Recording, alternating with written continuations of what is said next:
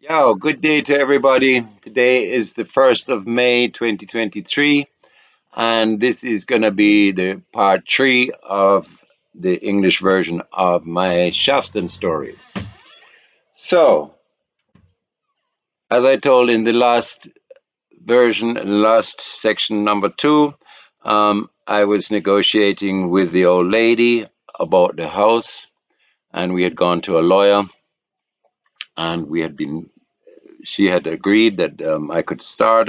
There would be no obstacles, and I could just start, go ahead, and work on the place. So I had a couple of youth up here, and we were working on the place, fixing roofs, doing this, that, the other, and every couple of weeks we went to the lawyer. Now I noticed that she was kind of dragging her feet.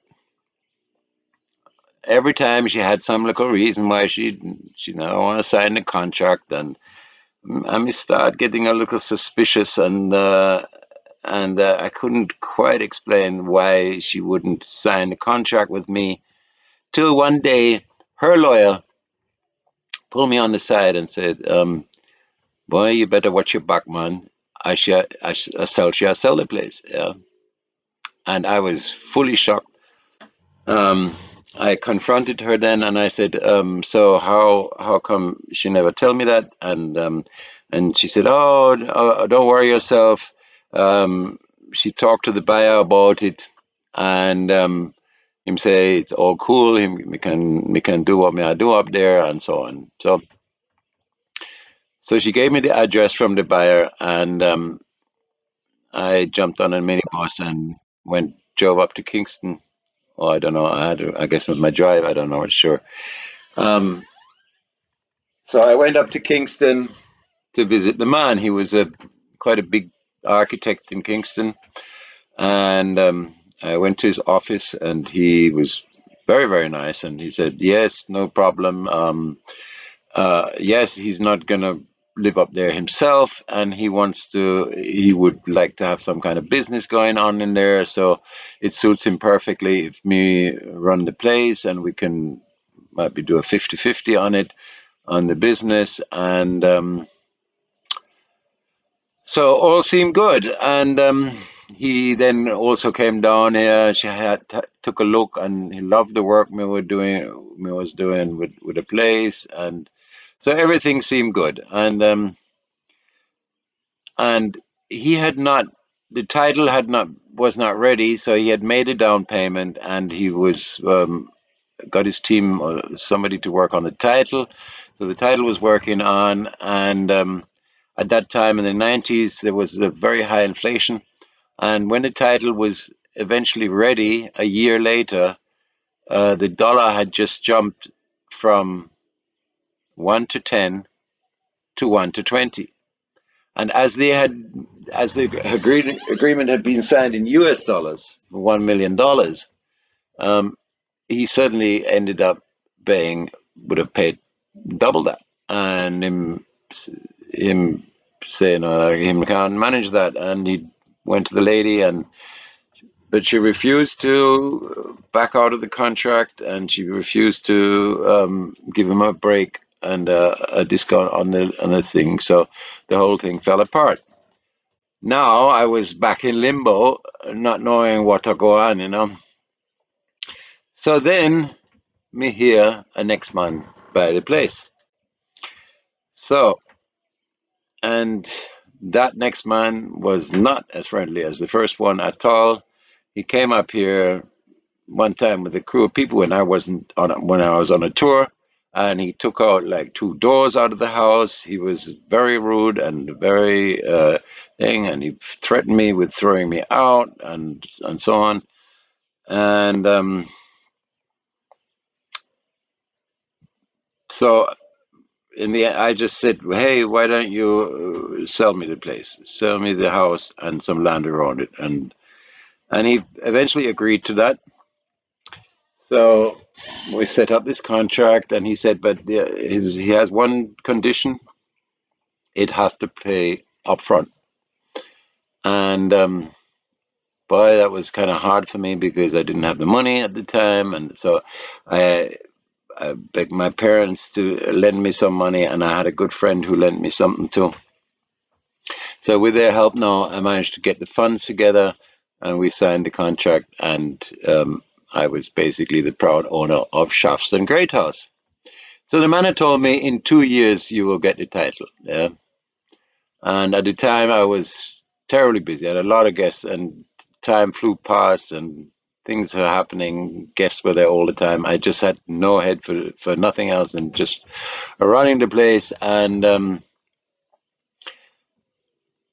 so after about 2 years, no, after about 4 years, I said to myself, man, the man did promise me the title after 2 years, and now I still not getting a title. And so, and every time I called him, he was like, yeah, yeah, it soon come, and so on and so on, you know. So I went back to the lawyer we had made the contract with, and I realized that man not gonna help me at all. Him was in the pocket of the other man, and he showed no effort in any way, shape, or form to give me any support. So I realized, boy, I have to go look for a lawyer, and and I didn't know any lawyers in Montego Bay. I just basically walked into the next office, next lawyer's office, and told them my case. And they kind of rolled their eyes, not a very nice case to take over. The money had been made by the lawyer already, who did the sales, carriage of sales. So it wasn't looking like they're going to make a lot of money on it. And so they say, well, all right, we'll give. We have a new.